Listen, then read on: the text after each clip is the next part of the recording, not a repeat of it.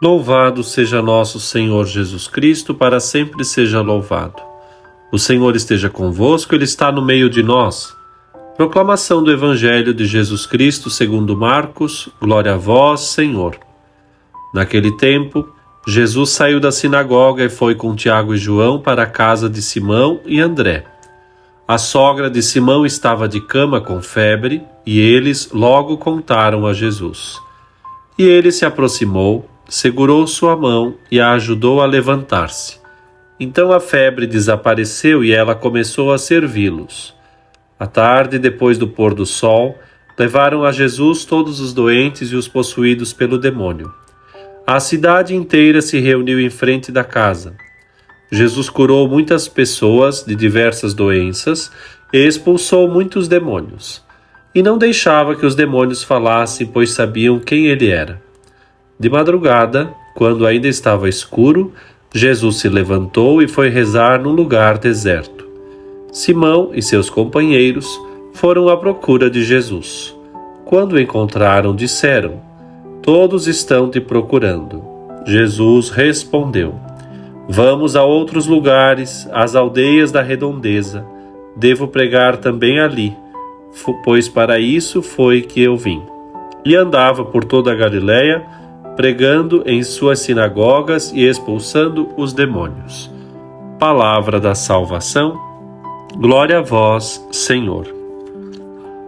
Querido irmão, querida irmã, nestes versículos que acabamos de ouvir do Evangelho de Marcos, no capítulo 1, versículos de 29 ao 39, o Senhor continua com sua autoridade, conduzindo as almas para junto do Pai.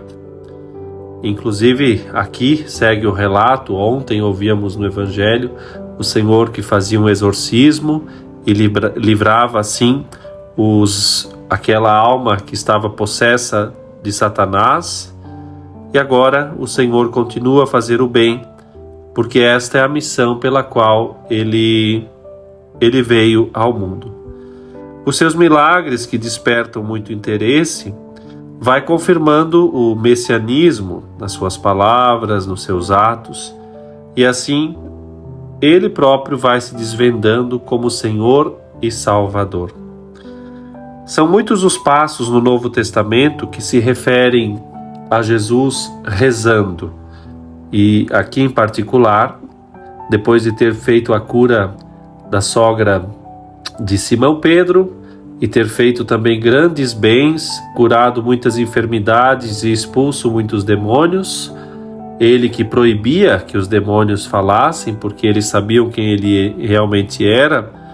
Nesta imagem está claro também a sua autoridade. Depois se afastava para rezar no lugar deserto. E como dizia, muitas passagens do Evangelho recordam a oração de Jesus.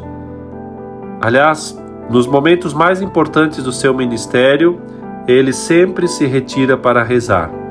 No seu batismo, na escolha dos apóstolos, na primeira multiplicação dos pães, na transfiguração, no horto do Getsêmani antes da paixão e ainda antes de iniciar o seu ministério público, no meio da sua pregação pública e por fim, no final do Getsêmani também. E isso é consenso entre os evangelistas, melhor dizendo. E na oração de Jesus, o que está? Um perfeito louvor ao Pai, por meio de uma oração de petição, de entrega por si, por nós, e assim tornando-se modelo e referência para todos os discípulos. A sua oração é de louvor, é de ação de graças, é perfeita porque ele é o Filho amado de Deus, em quem o Pai se compraz plenamente.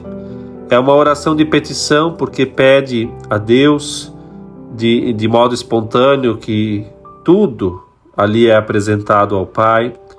A sua oração é uma contínua petição ao Pai pela obra da redenção, que vai se realizar, é verdade, por meio da sua dor e do sacrifício.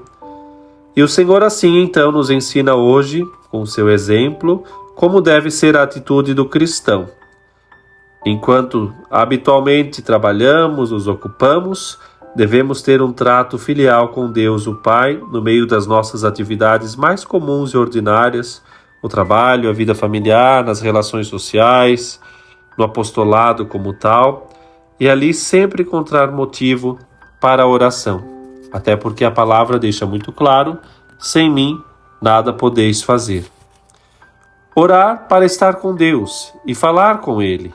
Falar das alegrias, das tristezas, dos êxitos, dos fracassos, das ambições, das preocupações, das fraquezas, das ações de graças, dos pedidos.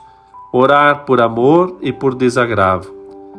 Em duas palavras, conhecê-lo e conhecer-te. Ganhar intimidade. É para isso que rezamos. Por isso, hoje pedimos ao Senhor a graça de também, assim, rezar com maior piedade, incentivo, devoção, afeto, ternura, para assim ter maior intimidade com Deus.